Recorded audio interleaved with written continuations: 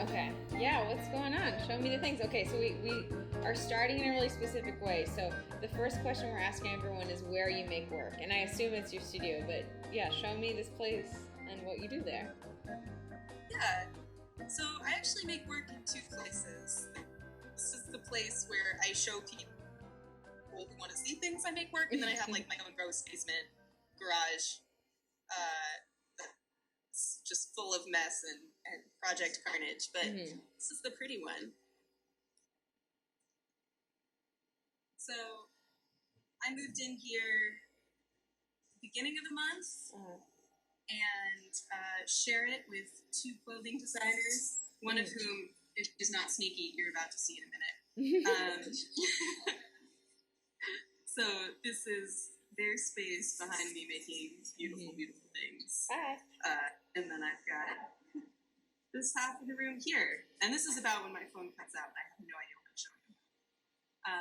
Oh yeah, I mostly, poor connection. I don't see anything. Yeah, so sometimes that's what I see in my studio too. What are those pink things? Pink things, yeah. So one thing that's in here now are a couple phases of some projects that I've been working on. Yeah. The pink things are going to be an outdoor sculpture that then gets made into part of video.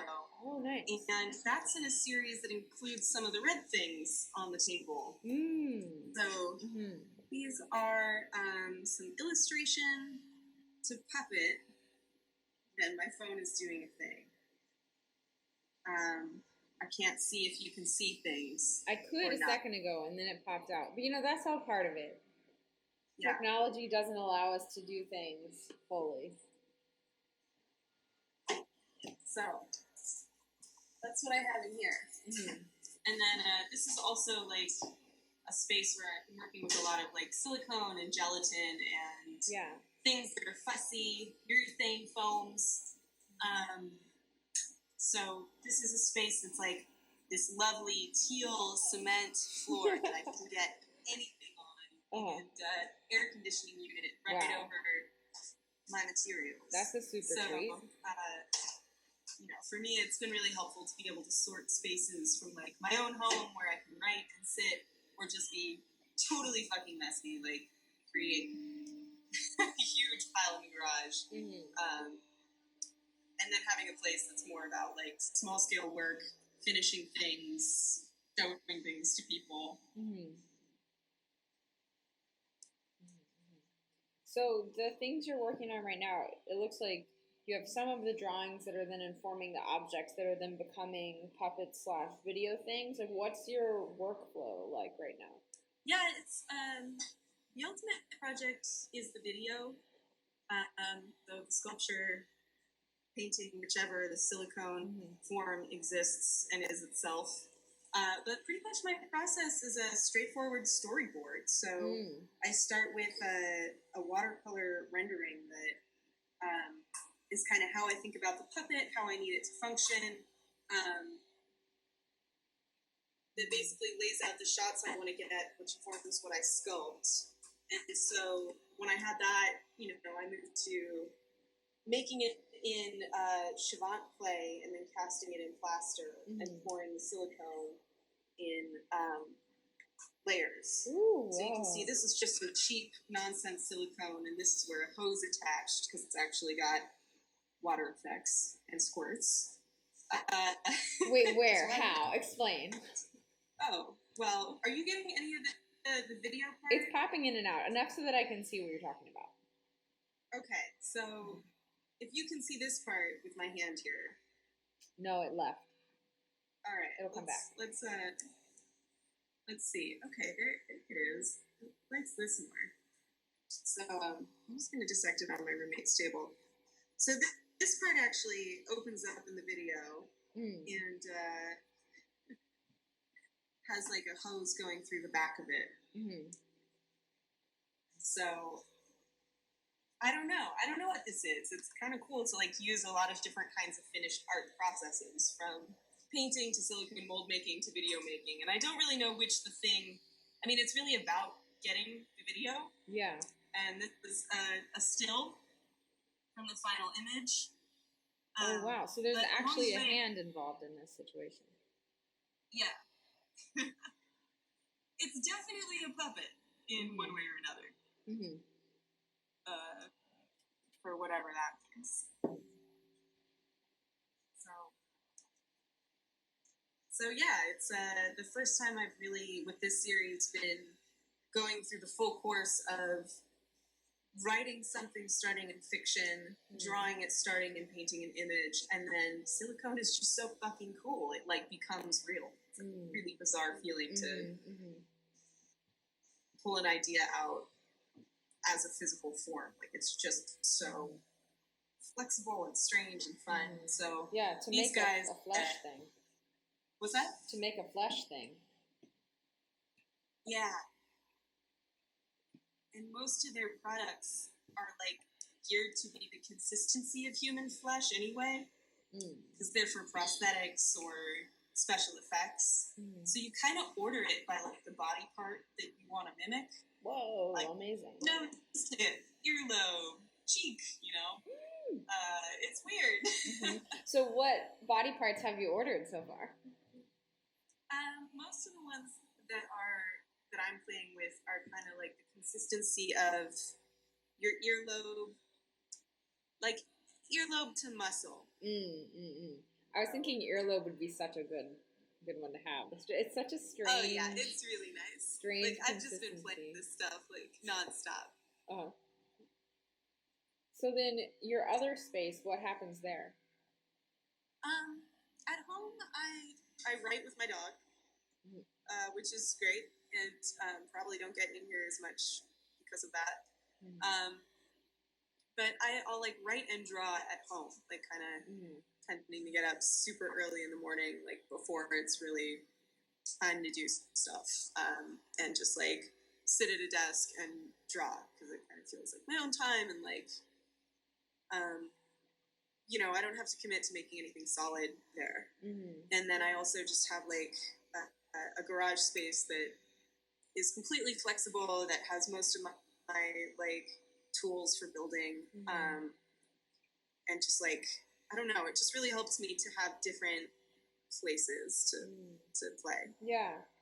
So do you feel like the type of work, I mean, other than the just spatial considerations and, you know, your ability to like make a mess in one place and not do that in another place, or vice versa. Are there different aspects? Also, are your shoes silvery? Because that's amazing. Oh yeah, that's a really important part of this whole thing. I think I like this frame better than my face right now. It's like 95 degrees in here and really sweaty. Oh my goodness, hot down there. Ew. But so are there any particular constraints that you put on your space or your studio time? Like, how do you feel about technology in the studio? How do you feel about your phone in your space? What are the, and not only about technology, but other kind of like borders or boundaries that you make in your time spent in the studio? Honestly, I wish I were more disciplined with it, and that's one reason I like scheduling shoot dates. Like, if I'm making a video, I usually work with like at least one or two other people. I usually have somebody else who's not me film it, so I can write it and direct it and, you know, operate whatever.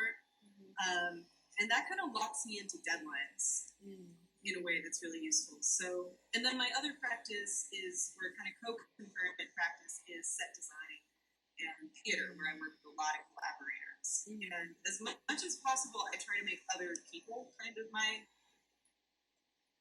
boundaries to get something done. Like, if I schedule something to shoot, if there's like a deadline for an opening, like, I don't know. Somehow I respond to that better than like a regular practice all the time. I'd rather kind of work toward an event and do another one. You know, like work toward an event, stop, work toward an event again. Yeah. So, explain a little bit about what's happening with those foamy pink guys. They'll be outside. What will they do out there? Yeah, these guys are going to be This whole series is basically part of a loose narrative on ideas of transforming your body, maybe completely out of human.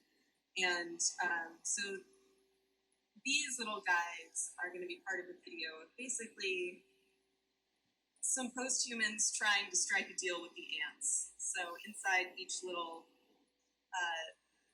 figure will be a sugar sculpture for the ants to eat as their kind of bargaining chip to create symbiosis.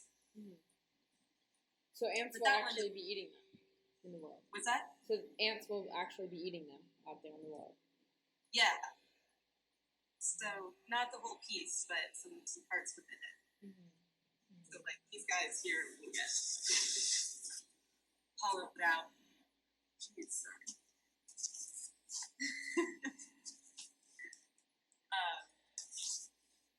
I can't see you, but I can see some like general fuzzy, beautiful colored meshy blobs, and so yeah, I can imagine what's behind there, but I don't know exactly.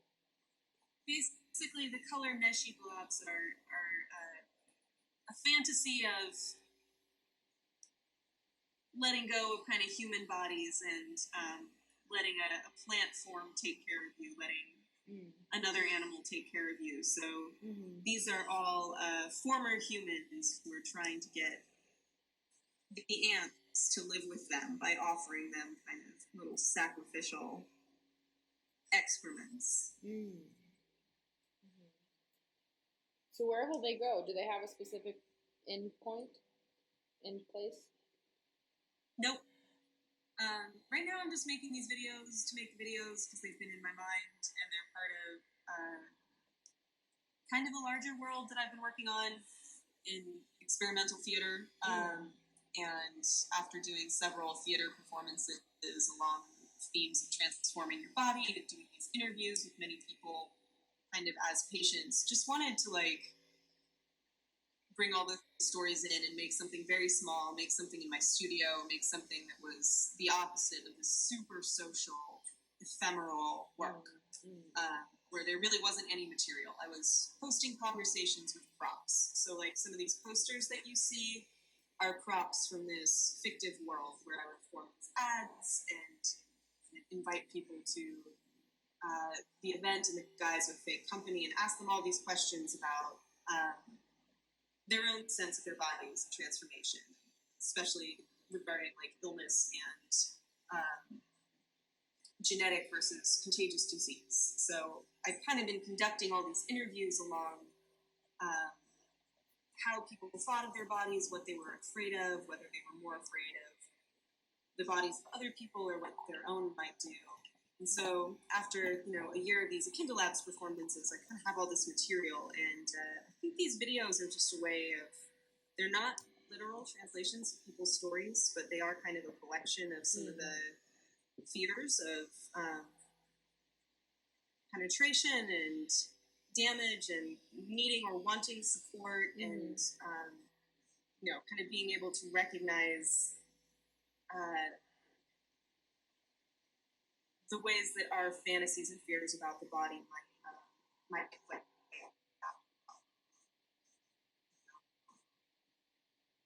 Oh, the last sentence cut out. Hello? Okay, you're back. Hi. Okay, so 2 more questions. One, which we answered a little bit just now, but what are the things that are informing your work most heavily right now? And it sounds like all of this previous conversation and research is circuitously making its way into what you're doing right now. But is there anything else in particular that's strongly involved? Yeah, in specific, something that really got me thinking about transforming our bodies along the lines of fantasy is CRISPR-Cas9 gene editing technology. So, having gone to school, for grad school, for art school, at UT, we had access to a lot of scientists, and I just started talking to people about their work and what it would mean to have basically a tool to change our bodies at will. what that will be, what it would look like, whether we would stick to disease or, whether there were other kind of metrics that we could choose to become. And this technology is based on modifying a virus to hack the cells of really anything with DNA. So for me, there's something in the total plasticity of the way I'm working that is kind of to reflect the fantasy, like many generations into the future. Like, if you take one fear to an extreme, if you take one sense of embodiment to an extreme, what that could look like. And if we make more compromises with, not even compromises, if we make more life, if we make more prominent life with non-human beings, with viruses, with plant forms, with other animal forms, like, what could those shapes be? Just this idea of desire being such a, like, fear, fantasy, motivated thing. It's such an unruly thing to rely on to govern experimentation with life. But also, I think I'm really curious in just what changes could feel like and look like. So yeah, I guess that's been a thing in most of this work. And then also a lot of it for me is like motivated by just walking around outdoors a lot, spending a lot of times outdoors with my dog, looking at things, sticky, gooey, natural things that feel bodily, and that I think there's some humor in this whole project of like a desire to connect with nature that can be such a literal and potentially twisted or potentially sweet thing. So yeah, I don't think these creations are really monsters. I mean, they're one definition of monsters, and the title this all goes under is EchindaLabs, and Echinda being mother of monsters in mythology, mother of Sphinx and Chimera. So a creature that's really tied with the recombination of animals, the recombination of being, and yeah. So many One things. reason I would say I don't have a goal, like I can't tell you where these videos are going next. I'm just making them right now. I'm kind of like waiting for them to, not waiting. They're becoming something. I think when I've got several videos, it'll make more sense to me what exactly they are. Yeah, and they'll tell you when they're ready for you to know. Yeah, I think it's a nice thing really to. Fun right now. Like, I don't think I've ever let myself just play to this extent of just carve things and not worry about if it's too narrative or if it's too sci-fi or whether that's art or whether I can put it in a gallery or whether I can put it in a film festival. It's like, as someone who works professionally in film and then also like between art and film and theater, those can get really jumbled and really, really unclear when trying to figure out where to show work. Yeah. And it's really nice to just kind of have this space and this project where I am just fucking enjoying them. They're delightful to make and like very material nerdy, and like no one else is in the studio with me when I'm making them. Like, after so much experimental theater and conversations and talking about the talking, it's like just really lovely to go into my headspace and see what comes out, and then feel like I can put it somewhere after. Yeah, I think that's a really important thing, especially after so much formal education. It's forcing you down these rabbit holes all the time and forcing a specific type of production and a specific type of conversation. It's nice just to be like, this is what I'm making, and because of all of the buildup of information and experience in my brain, this will come out to a thing, and I will figure out what that is during the process, and not being forced to do that ahead of time, but allowing it to unfold. I think I'm just like kind of at a place personally where like applications can be exhausting and they can take away from work, and I can sort of focus on one thing at a time. And, I sort of, a year after school, I'm feeling out, like, what does it mean to have a season of making and then a season of, like, applying and looking and whatever. I don't know. It's been really nice to feel like I can just take this time for figuring out what the fuck this is. And, like, I'm not in a formal program where, I have to answer to meaning and content and direction constantly. And I find that's actually a way more reliable way for me to get to all of those things. Okay, last question, real quick. So this is a fun, quick question, and we may have talked about it already because we're talking about the earlobe. But what is your favorite thing to touch? Oh, okay. Or it could be top 5, whichever way you want to do it. Oh God, yeah. These so right now, what I've got, I'll show you all the things I've been touching. Okay, perfect. Here, so we might kind of have to wait for my phone to agree, or I'll just try to find more. But right now, I have this Be there? It blacked out completely. It looks like it's coming back. Come on, phone. Anything? Not yet. I can just see a little bit of a blue and red haze. Okay. All right, now I see. That's fun. So this is this a white Chivant clay. It's a little gross, kind of oily, never dries, and I've got 2 hardnesses stuck together right now. So there's kind of like oatmeal consistency. There's like the chunky part, and really soft part. That's fun. Though I kind of hate sculpting with it because after a while it feels like sculpting with cream cheese. Oh yeah. And then I don't really know if I should film this because, but these are these silicone nodules. Oh yeah. That are sculpted onto there, and it's really kind of nice just to play with the nodules. They feel fucking awesome. I think I can sell this as just a sensation. I promise you, is really great. It looks amazing. It also just looks so beautiful in terms of how it's reacting to touch. And then my third favorite thing is, I feel pretty at the root kind of a painter, and this is always just my favorite. This is a really thick Arches hot press paper, and not only does it feel amazing, but it smells incredible. It's yeah. That hot press paper, oh my gosh, I love that. It's so amazing. So those are my favorite things to touch in here right now. Oh, perfect. Oh, that was so good. Well, thank you so much for your time. Thanks, because I feel like the rest of it was a little weird. It's been a minute.